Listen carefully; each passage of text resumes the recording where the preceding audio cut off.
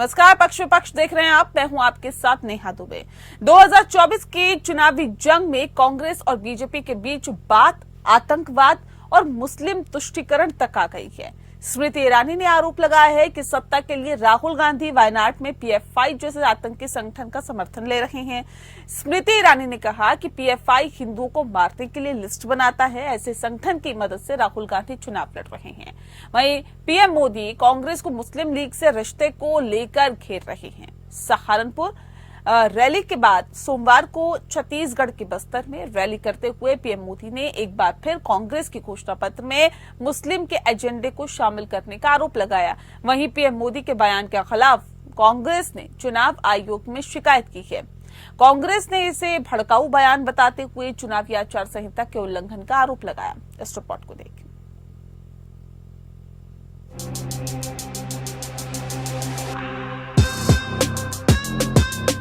राहुल गांधी ने अमेठी छोड़ दी, लेकिन बीजेपी ने राहुल का पीछा नहीं छोड़ा। वायनाड में भी राहुल के खिलाफ बीजेपी ने व्यूह रचना कर दी है। अमेठी से राहुल को शिकस्त देने के बाद स्मृति ईरानी राहुल गांधी का पीछा करते हुए वायनाड भी पहुंच गई। वायनाड हो या अमेठी या फिर कोई और जगह, स्मृति ईरानी के निशाने पर राहुल गांधी ही हैं। लेकिन चुनावी जंग में भ्रष्टाचार, जातिवाद और परिवारवाद के आरोपों के बाद अब आतंकवाद के आरोपों की एंट्री हो गई है। कैबिनेट मंत्री स्मृति ईरानी ने मेरठ हापुड़ लोकसभा सीट के मतदाताओं को साधने के लिए महिला सम्मेलन का आयोजन किया।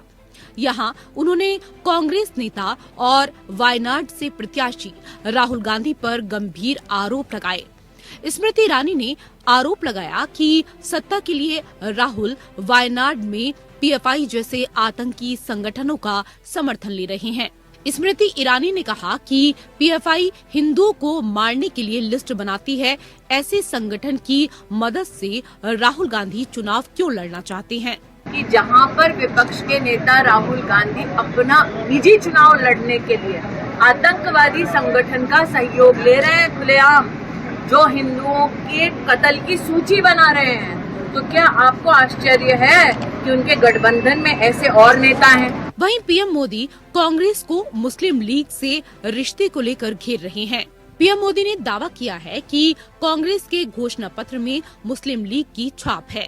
सहारनपुर रैली के बाद सोमवार को छत्तीसगढ़ के बस्तर में रैली करते हुए पीएम मोदी ने एक बार फिर कांग्रेस के घोषणा पत्र में मुस्लिम के एजेंडे को शामिल करने का आरोप लगाया कि कांग्रेस तुष्टीकरण के लिए किसी भी हद को पार कर सकती है। कांग्रेस ने जो घोषणा पत्र बनाया है उसमें भी मुस्लिम लीग की छाप है।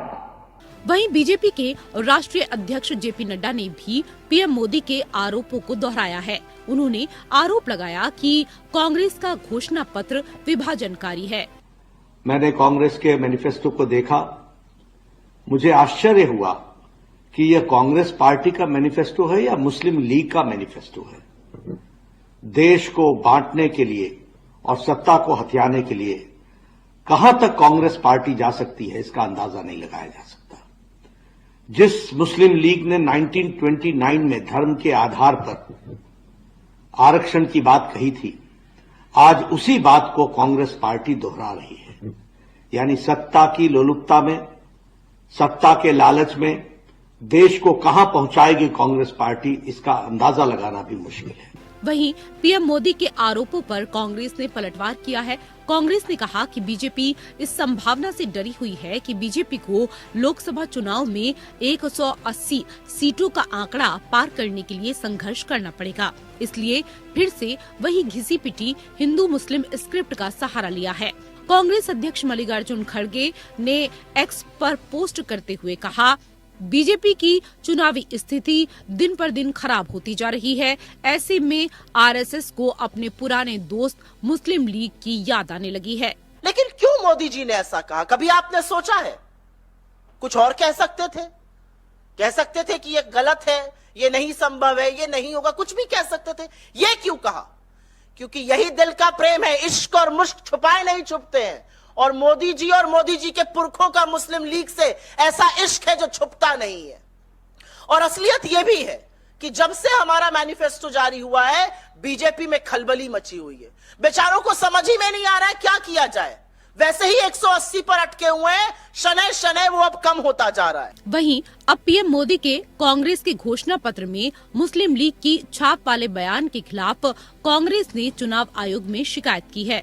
कांग्रेस ने इसे भड़काऊ बयान बताते हुए चुनावी आचार संहिता के उल्लंघन का आरोप लगाया है। बीजेपी के मुताबिक 1936 में मुस्लिम लीग ने अपने मैनिफेस्टो में कहा था कि वो मुस्लिमों के लिए पर्सनल लॉज की रक्षा करेगी। 2024 में कांग्रेस ने भी कहा है कि वो तय करेगी कि अल्पसंख्यकों के व्यक्तिगत कानून हो। 1936 में मुस्लिम लीग ने कहा था कि वो बहुसंख्यकवाद के खिलाफ लड़ेगी। 2024 में कांग्रेस ने कहा कि भारत में बहुसंख्यकवाद के लिए कोई जगह नहीं है। 1936 में मुस्लिम लीग ने कहा था कि हम मुस्लिमों के लिए स्पेशल स्कॉलरशिप और नौकरियों के लिए संघर्ष करेंगे। 2024 में कांग्रेस ने कहा है कि हम इंश्योर करेंगे कि मुस्लिम छात्रों को विदेश में पढ़ने के लिए स्कॉलरशिप मिले। दरअसल कांग्रेस केरल में यूडीएफ गठबंधन का हिस्सा रही है, जिसमें इंडियन यूनियन मुस्लिम लीग भी शामिल है। ऐसे में बीजेपी को चुनावी मुद्दा मिल गया है। बीजेपी का मुकाबला करने के लिए कांग्रेस सॉफ्ट हिंदुत्व की राह पर है, लेकिन केरल में कांग्रेस और मुस्लिम लीग के बीच गठबंधन ने बीजेपी को मुद्दा दे दिया है। बीजेपी कांग्रेस को हिंदू विरोधी और मुस्लिम समर्थक घोषित कर चुनावी ध्रुवीकरण की कोशिश में है। अब देखना है कि बीजेपी को इसमें कितनी कामयाबी मिलती है। Bureau report, APN। तो वाकई के वोटों का ध्रुवीकरण करना चाहती है भारतीय जनता पार्टी? इस विषय पे आज हम तफसील से चर्चा करेंगे। खास मेहमान हमारे साथ मौजूद है, उनसे आपका परिचय करा देते हैं। इस वक्त हमारे साथ रत्नाकर सिंह जी हैं, प्रवक्ता है भारतीय जनता पार्टी के। बहुत स्वागत है आपका।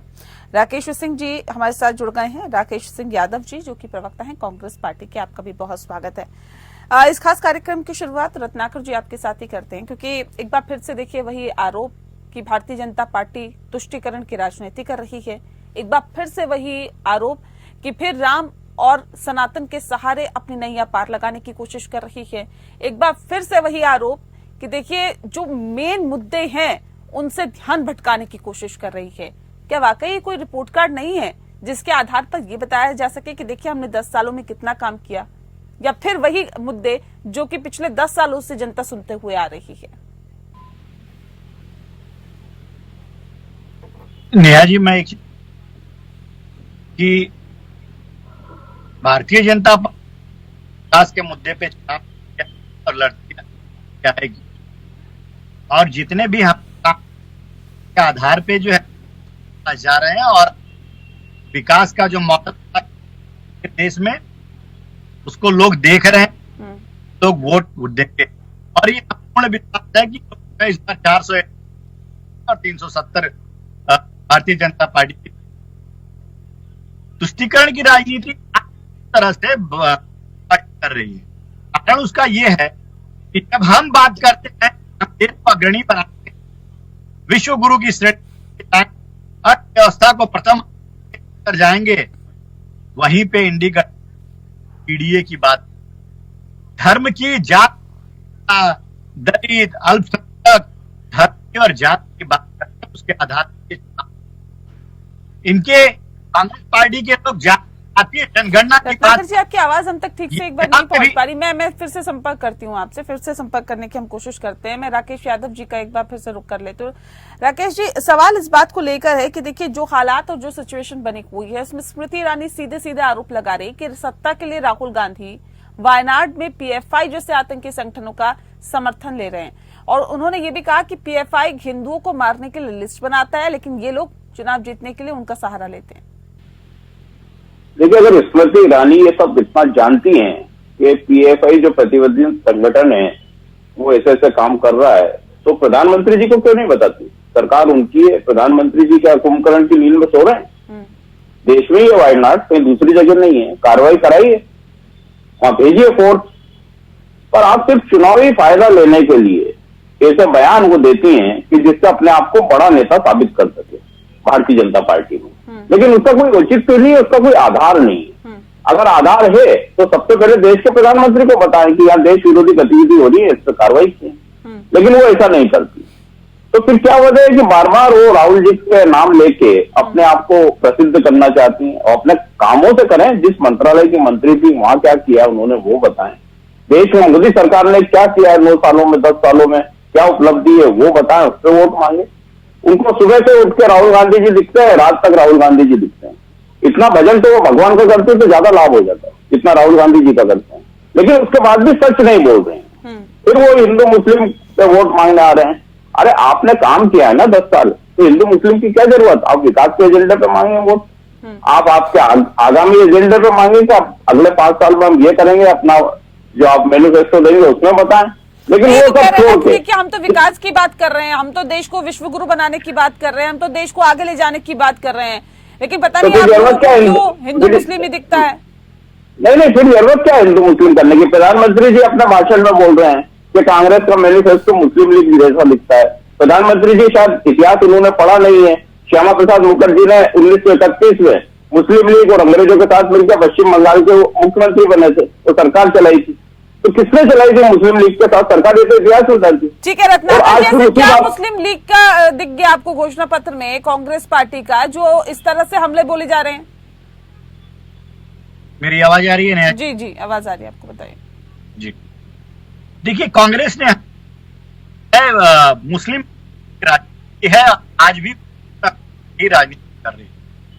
कर्नाटक के इनके है वो अलग देश अलग देश है, देश तोड़ने की बात कर। कर्नाटक के सदर जो है तो ये कौन लगाता है? बात करता है। आपकी आवाज अभी भी बहुत कट रही है। मैं एक बार फिर से आपसे संपर्क करती हूँ सर, माफ कीजिएगा आपको रोक रही हूँ यहाँ पर। लेकिन राकेश जी देखिए, तो सीधे सीधे आरोप यहाँ पे लग रहे हैं कि अगर हमने विकास नहीं किया तो 2014 में हम आए, 2019 में आए और 19 में ज्यादा सीटों के साथ आए। अब सवाल इस बात को लेकर है, अगर आप ये कहते हैं कि देखिए मोदी सरकार विकास के पथ पर आगे नहीं बढ़ रही है और विकास की बात नहीं करती है विकास की बात, ये बात करते हैं हिंदू की, हिंदुत्व की, ये बात करते हैं सनातन की, ये बात करते हैं राम मंदिर की, ये बात करते हैं बाकी चीजों की जिससे जनता का कोई सरोकार नहीं है, तो फिर ये सीटें कैसे बढ़ रही है? और अब तो ये कह रहे हैं कि मुकाबला तो कुछ है ही नहीं, हम तो 400 पार की बात कर रहे हैं। देखिए, सवाल वही है कि जनता को जब भ्रमित किया जाता है, इस देश की जनता वैसे भी भोली वाली है, बहुत जल्दी धर्म की बातों में आ जाती है, बहुत जल्दी हिंदू मुस्लिम की बातों में उलझ जाती है, और वो उलझाना बहुत अच्छे से भारतीय जनता पार्टी जानती है। वो इनका शोषण करती है, दोहन करती है। चुनाव के समय ये मुद्दे उठाए जाते हैं। अभी भगवान राम का मुद्दा था, वो छोड़ दिया, आप हिंदू मुस्लिम पे आ गए, क्योंकि उन्हें उस पर भी यकीन नहीं है कि भगवान राम का मंदिर बनने के बाद शायद वो मुद्दा खत्म हो गया है, तो लोग वोट दें ना दें। हो सकता है कि लोग ये मान लें कि वो तो सभी दलों की उसमें कहीं ना कहीं भूमिका थी, इसलिए मंदिर बना है, सभी लोगों ने उसमें चंदा दिया है, सबका अधिकार है। अब उसको छोड़कर सीधे आप हिंदू मुस्लिम पे आ गए, और वो किन प्रदेशों में आते हैं? केरल और पश्चिम बंगाल, बस 2 ही प्रदेश दिखते हैं आपको बोलने के लिए हिंदू मुस्लिम में। बाकी प्रदेशों में मुसलमान नहीं रहते हैं, बाकी प्रदेशों में शांति नहीं है, तो वहां भी शांति है, लेकिन वहां विरोधी सरकार है, तो वहां तो बोलना है, लेकिन और कहीं नहीं बोलना। जब भाजपा की सरकार है वहां हिंदू मुस्लिम की बात नहीं करेंगे। कि एक जो एंटी हिंदू की छवि कांग्रेस पार्टी की क्रिएट करने की कोशिश की जा रही है, उससे नुकसान हो सकता है आप लोगों को? नहीं, बिल्कुल कोई एंटी छवि ना वो क्रिएट कर सकते हैं, ना ये देश भी समझता है इस बात को। लेकिन धर्म या जिसको अंधभक्त बोले, वो इतने ज्यादा बढ़ा दिए हैं भारतीय जनता पार्टी ने, जिसका वो दुरुपयोग करते हैं चुनाव में। ठीक है, कहीं ना कहीं ये तो कह रहे हैं कि जो रिपोर्ट कार्ड है वो लेकर नहीं आते, सिर्फ हिंदू मुस्लिम करते हैं, तुष्टीकरण की राजनीति आप लोग करते हैं और कुछ नहीं इसके अलावा। नहीं, अगर ये तुष्टीकरण की राजनीति नहीं करते नेहा जी, तो ये राम मंदिर का 500 साल के बाद जो प्राण प्रतिष्ठा का कार्यक्रम आयोजित किया गया था, उस कार्यक्रम का बहिष्कार क्यों करते? इनको डर, भाजपा का बहिष्कार था, नरेंद्र मोदी जी का बहिष्कार था, कहीं जो है राम मंदिर का बहिष्कार नहीं था। अब मैं बोलूं नहीं, ऐसे तो शंकराचार्य भी नहीं पहुंचे, शंकराचार्य ने भी अगर बहिष्कार किया, नहीं पहुंचे वो वहाँ पर, तो मतलब वो भी राजनीति से प्रेरित है क्या? कैसी बात कर रहे हैं आप रत्नाकर जी? मैं बोलूँ नेहा जी? जी, तो जी, ये बोलिए, शांत बोलिए, रहेंगे बात तो रखिए। मैं बोल सकता हूँ। हाँ तो सच बोलिए ना, आप देश के सामने झूठ तो ना बोले कि कांग्रेस ने नरेंद्र मोदी जी का बहिष्कार करा, भाजपा का बहिष्कार करा, नेहा भगवान जी, श्री राम के मैं या तो आयोजन ये का बोल नहीं रही है किया। तो मैं नहीं नहीं, चुप एक रहता हूँ, एक फिर करके ये रत्नाकर जी बोलिए जल्दी से। नहीं, आज कांग्रेस पार्टी हर उस चीज का विरोध करती है जो देश को हम लोग संगठित और मजबूत बनाने के लिए काम करते हैं। आज सीएए का विरोध करती है, 370 हटाने का विरोध करती है, राम मंदिर का विरोध करती है।